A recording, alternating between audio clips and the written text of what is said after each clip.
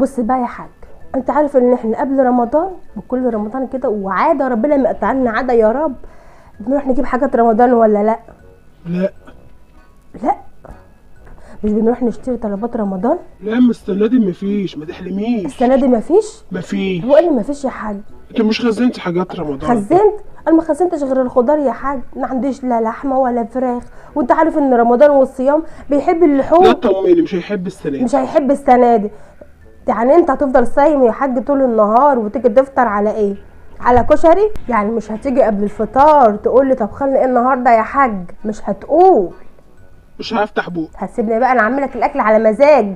اكيد يعني مش هتقول. مش هتكلم. طيب خلاص.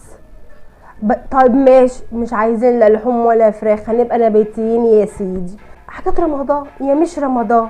ايه اللي هو ايه؟ اللي هو ايه؟ وانت يا راجل راح تفقد الذاكره على دخلة